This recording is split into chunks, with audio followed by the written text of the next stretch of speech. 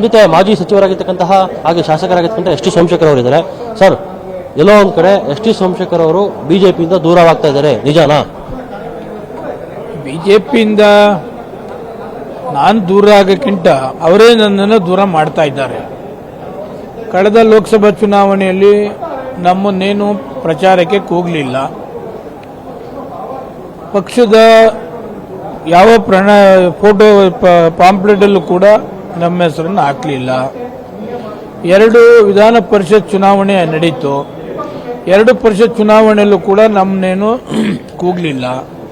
ಮೈಸೂರು ಬೆಂಗಳೂರು ಪಾದಯಾತ್ರೆಯಲ್ಲೂ ಕೂಡ ನಮ್ಮನ್ನೇನು ಕೂಗಲಿಲ್ಲ. ಹಿಂಗೆ ಎಲ್ಲ ಕಾರ್ಯಕ್ರಮಗಳಲ್ಲೂ ಕೂಡ ಅವರು ನಮ್ಮನ್ನು ನೆಗ್ಲೆಕ್ಟ್ ಮಾಡ್ತಾ ಬಂದರು. ನಾವೇನು ಮ್ಯಾಲ್ ಬಿದ್ದೇನು ಹೋಗ್ಬೇಕಾದಂಥ ನೆಸೆಸಿಟಿ ಇಲ್ಲ ಅಂತೇಳಿ ನಾವು ಕೂಡ ದೂರನೇ ಇದ್ದೀವಿ. ಸೊ ನೀವು ಹೊರಗಡೆಯಿಂದ ಬಂದವರು ಅಂತ ಹೇಳ್ಬಿಟ್ಟು ನಿಮ್ಮನ್ನು ಹೊರಗಡೆನೇ ಇಟ್ಟಿದ್ದಾರೆ ಬಿಜೆಪಿ ರಂಗಾರೆ? ಇದೆಲ್ಲದಕ್ಕೂ ಯಾವುದಕ್ಕೂ ಚುನಾವಣೆಗೆ ಮತ್ತು ಪ್ರತಿಭಟನೆಗೆ ಯಾವುದಕ್ಕೂ ನಮ್ಮನ್ನು ಅವರು ಇನ್ವೈಟ್ ಮಾಡ್ತಾ ಇಲ್ಲ ಅಂತಂದರೆ ಹೊರಗಡೆ ಇಟ್ಟಂಗೇನೆ ಅವರೇನೆ. ಯಾವುದಕ್ಕೂ ಹೋಗ್ಲಿಲ್ಲ ಅಂತಂದರೆ ನಾವಾಗ ಯಾಕೆ ಮೇಲೆ ಬಿದ್ದು ಹೋಗ್ಬೇಕು? ಈ ಬೆಂಗಳೂರು ಮೈಸೂರು ಪಾದಯಾತ್ರೆ ಮಾಡಿದ್ರು, ನನ್ನ ಕಾನ್ಸ್ಟಿಟ್ಯೂನ್ಸಿಯಿಂದನೇ ಸ್ಟಾರ್ಟ್ ಮಾಡಿದ್ರು. ಆ ಕ್ಷೇತ್ರದ ನಾನು ಬಿಜೆಪಿ ಶಾಸಕನಾಗಿ ಒಂದು ವರ್ಡು ಕೂಡ ನನಗೆ ಹೇಳಲಿಲ್ಲ ಅಂದರೆ ಅವರ ಇದಕ್ಕೆ ನಾನ್ಯಾಕೆ ಹೋಗ್ಬೇಕು? ನೆಸೆಸಿಟಿ ಏನಿದೆ ನನಗೆ? ಎಸ್ ಟಿ ಸೋಮಶೇಖರ್ ಅವರು ಅಧಿಕಾರ ಇದ್ ಕಡೆ ತಿರುಗ್ತಾರೆ. ಹಿಂದೆ ಬಿಜೆಪಿ ಅಧಿಕಾರ ಅನುಭವಿಸಿದ್ರು, ಈಗ ಕಾಂಗ್ರೆಸ್ ಅಧಿಕಾರದಲ್ಲಿದ್ದಾರೆ, ಅದಕ್ಕಾಗಿ ಅವ್ರ ಕಡೆ ಹೋಗ್ತಾ ಇದ್ದಾರೆ. ನಾವು ಓದೋಕ್ ತಾನೆ 17 ಜನ ಓದೋಕ್ ತಾನೆ ಅವ್ರ ಅಧಿಕಾರ ಬಂದದ್ದು. ಅವ್ರು ನೇರವಾಗಿ ಅವ್ರಿಗೆಲ್ಲ ಅಧಿಕಾರ ಬಂದಿತ್ತು. 104 ಜನ ಇದ್ರು. ನಾವು 17 ಜನ ಓದೋದಕ್ಕೆ ತಾನೆ ಅವ್ರಿಗೆ ಅಧಿಕಾರ ಬಂದದ್ದು. ಅದರಿಂದ ಅಧಿಕಾರ ಬಂದ ಈ ಕಾಂಗ್ರೆಸ್ ಅಲ್ಲಿ ಬಿಜೆಪಿಲಿ ಗೆದ್ದಿದ್ದೀನಿ. ಕ್ಷೇತ್ರದ ಕೆಲಸ ಆಗಬೇಕು. ಮುಖ್ಯಮಂತ್ರಿ ಉಪಮುಖ್ಯಮಂತ್ರಿಗಳು ನಮ್ಮ ಸಂಬಂಧಪಟ್ಟಂತ ಮಂತ್ರಿಗಳು ಭೇಟಿ ಮಾಡ್ತೀನಿ, ಅನುದಾನ ಕೇಳ್ತೀನಿ, ತರ್ತೀನಿ, ಡೆವಲಪ್ಮೆಂಟ್ ಕೆಲಸ ಮಾಡ್ತೀನಿ. ಅದು ಬಿಟ್ರೆ ಬೇರೆ ಏನಿದೆ? ಹೋಗ್ಬಾರ್ದು ಅಂತೆಲ್ಲ ಎಲ್ಲಿದೆ? ಸರ್, ಇಷ್ಟು ದಿನ ಏನು ಇರಲಿಲ್ಲ. ಈಗ ಕೋರ್ ಕಮಿಟಿ ಸಭೆ ನಡೀತಿದೆ. ಪ್ರಮುಖವಾಗಿ ಆ ಕೋರ್ ಕಮಿಟಿ ಸಭೆಯಲ್ಲಿ ಉಚ್ಚಾಟನೆ ಮತ್ತು ಸಸ್ಪೆಂಡ್ ಅನ್ನ ಮಾಡಿ ಅಂತ ಹೇಳ್ಬಿಟ್ಟು ರೆಫರ್ ಮಾಡ್ತಾರೆ. ಇದ್ರ ಬಗ್ಗೆ ನಿಮ್ ಗಮನಕ್ಕೆ ಬಂದಿದೆಯಾ? ಗಮನಕ್ಕೂ ಬಂದಿದೆ. ನಾನು ಕೂಡ ವೆಲ್ಕಮ್ ಕೂಡ ಮಾಡಿದ್ದೇನೆ. ಯಾಕೆಂದ್ರೆ ಬ್ರಹ್ಮ ಗುಬ್ಬಿ ಮೇಲೆ ಬ್ರಹ್ಮಾಸ್ತ್ರ ಬಿಟ್ಟಂಗೆ ಒಂದು ಏಡ್ಸ್ ಇಂಜೆಕ್ಷನ್ ಚುಚ್ಚಿ ವಿರೋಧ ಪಕ್ಷದ ನಾಯಕನ ಮುಗಿಸ್ಬೇಕು ಅಂತಕ್ಕಂಥ ಪ್ಲಾನ್ ಹಾಕ್ತಾರೆ ಸಾರ್ವಜನಿಕವಾಗಿ. ಮಾಜಿ ಮುಖ್ಯಮಂತ್ರಿಗಳಿಗೆ ಲೈಂಗಿಕ ಕಿರುಕುಳ ಕೊಟ್ಟು ರೆಕಾರ್ಡ್ ಮಾಡಬೇಕು ಅಂತಕ್ಕಂಥ ಬಹಿರಂಗ ಆಗ್ತಾ ಇದೆ. ಹೆಣ್ಣು ಮಕ್ಕಳನ್ನ ಮಂಚಕ್ಕೆ ಕಳಿಸು ಅಂತಕ್ಕಂಥದ್ದು ಕೂಡ ಬಹಿರಂಗವಾಗಿ ಹೇಳ್ತಕ್ಕಂಥದ್ದು. ನಂದು ವಾಯ್ಸ್ ಅಲ್ಲ ಇದು ಅಂತಕ್ಕಂಥದ್ದು FSL ರೆಕಾರ್ಡ್ ಕೂಡ ಆಗಿದೆ. ಇಷ್ಟೆಲ್ಲ ಆದ್ರೂ ಕೂಡ ಅವ್ರ ಮೇಲೆ ಏನು ಸಣ್ಣ ಕ್ರಮ ತೆಗೆದುಕೊಳ್ಳದೆ ಇರತಕ್ಕಂಥ, ಶಕ್ತಿ ಇಲ್ಲದೆ ಇರತಕ್ಕಂಥ ಇವರು ನಮ್ಮ ಮೇಲೆ ಕ್ರಮ ತೆಗೆದುಕೊಳ್ಳೋದು. ನಾವು ಆ ಥರದ್ದು ಯಾವುದು ಒಂದೇ ಕೂಡ ಮಾಡಲಿಲ್ಲ. ಇಷ್ಟು 3 ಹೇಳಿದ್ವಲ್ಲ, ಅದರಲ್ಲಿ ಯಾವುದೂ ಕೂಡ ಇದುವರೆಗೂ ಬಿಜೆಪಿ ಅಧ್ಯಕ್ಷ ವಿರುದ್ಧ ಏನಾದ್ರು ಒಂದೇ ಒಂದು ಸ್ಟೇಟ್ಮೆಂಟ್ ಮಾಡಿದ್ದೀವ? ವಿರೋಧ ಪಕ್ಷದ ನಾಯಕರ ವಿರುದ್ಧ ಒಂದೇ ಒಂದು ಮಾಡಿದ್ದೀವ?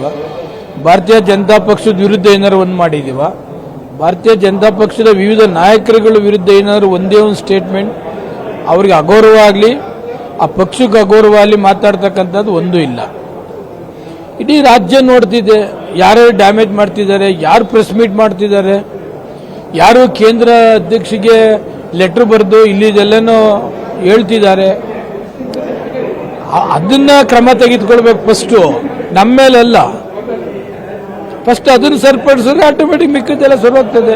ನಮ್ಮ ಮೇಲೆ ನೀವು ಕ್ರಮ ತೆಗೆದುಕೊಳ್ಳಿ, ಸಂತೋಷ, ವೆಲ್ಕಮ್ ಮಾಡ್ತಾ ಇದೀವಿ. ನಾನೇನು ನೀವು ಕ್ರಮ ತೆಗೆದುಕೊಳ್ತಾರೆ ಅಂದ ಕ್ಷಣಕ್ಕೆ ನಾನು ಅವ್ರ ವಿರುದ್ಧ ಮಾತನಾಡಲ್ಲ, ಕ್ರಿಟಿಸೈಸು ಮಾಡಕ್ ಹೋಗಲ್ಲ, ನಾನು ಸ್ವಾಗತ ಬಯಸ್ತೀನಿ. ಈಗ ಸರ್, ನೀವು ಇದ್ರ ಬಗ್ಗೆ ಹೈಕಮಾಂಡ್ ಗಮನಕ್ಕೆ ಏನಾದ್ರು ತರ್ತೀರಾ? ಹೋಗಿ ನೀವು ಈಗ ಒಂದು ಟೀಮ್ ಆಲ್ರೆಡಿ ಹೈಕಮಾಂಡ್ ನೋಟಿಸ್ ಕೊಟ್ಟರೆ ಹೈಕಮಾಂಡ್ಗೆ ಆನ್ಸರ್ ಮಾಡ್ತೀನಿ. ಇಲ್ಲಿ ಅವ್ರ ನಾಯಕರು ನಿಮ್ಮ ಹತ್ರ ಮಾತಾಡಿದಾರ? ವಿಜೇಂದ್ರ ಆಗಲಿ, ಅಶೋಕ್ ಆಗಲಿ ಎಲ್ಲರೂ ಮಾತಾಡ್ತಾರೆ, ಬಟ್ ಪಕ್ಷದೇನು ಮಾತಾಡಲ್ಲ. ಎಲ್ಲರೂ ಟಚ್ ಅಲ್ಲಿ ಇದ್ದಾರೆ, ಪಕ್ಷದೇನು ಮಾತಾಡಲ್ಲ. ಈಗ ಬಿಜೆಪಿಯವರು ಸಹ ಒಂದು 7 ಜನ ನಿಮ್ಮ ಕಾಂಟ್ಯಾಕ್ಟ್ ಅಲ್ಲಿ ಇದ್ದಾರೆ ಅಂತ ಒಂದು ಸುದ್ದಿ ಇದೆ. ಅವರು ಸಹ ಬಿಜೆಪಿಯ ಒಂದು ಬೆಳವಣಿಗೆಯಿಂದ ಬೇಸತ್ತಿದ್ದಾರೆ ಅಂತ, ನಿಜನಾ? 100% ಇತ್ತೀಚಿನ ಬೆಳವಣಿಗೆಗಳು, ಮುಂದೆ ನಮ್ದು ಪೊಲಿಟಿಕಲ್ ಭವಿಷ್ಯ ಏನು ಅಂತ ಯೋಚನೆ ಮಾಡ್ತಕ್ಕಂಥವರು ಕೂಡ ಕೆಲವೊಂದಷ್ಟು ಜನ ಚರ್ಚೆನೂ ಕೂಡ ಮಾಡಿರ್ತಾರೆ. ಅದು ಮುಂದಿನ ದಿವಸಗಳಲ್ಲಿ ಅವ್ರು ಏನು ಹೇಳ್ತಾರೆ ಫೈನಲ್ಗೆ, ಆಮೇಲೆ ಅದನ್ನ ಕೋಆರ್ಡಿನೇಟ್ ಮಾಡೋ ಕೆಲಸ ಕೂಡ ಮಾಡ್ತಾರೆ. ಕೊನೆಯದಾಗಿ ಎಸ್ ಟಿ ಸೋಮಶೇಖರ್ ಅವರು ಅವ್ರ 7 ಜನ ಜೊತೆ ಕಾಂಗ್ರೆಸ್ಗೆ ಹೋಗ್ತಾರಾ? ಅವ್ರದ್ದು ಸಂಬಂಧನೇ ಇಲ್ವಲ್ಲ. ಅವ್ರು ಚರ್ಚೆ ಮಾಡ್ತಿದ್ದಾರೆ ಅಷ್ಟೇನೆ.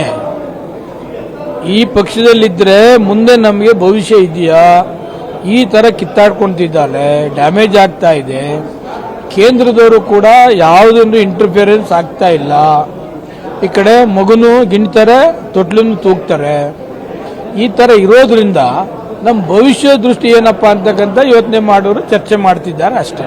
ಎಸ್ ಟಿ ಸೋಮಶೇಖರ್ ಅವರ ಮುಂದಿನ ನಿರ್ಧಾರ ಏನು ಹೇಳ್ಬೋದು? 2028ಕ್ಕೆ. ಇದಿಷ್ಟು ಮಾಜಿ ಸಚಿವರು ಹಾಗೂ ಶಾಸಕರಾಗಿರ್ತಕ್ಕಂಥ ಎಸ್ ಟಿ ಸೋಮಶೇಖರ್ ಅವರ ಮಾತು. ಕ್ಯಾಮರಾಮನ್ ಪ್ರಶಾಂತ್ ಜೊತೆ Raghavendra Vivian, power TV, Bengaluru.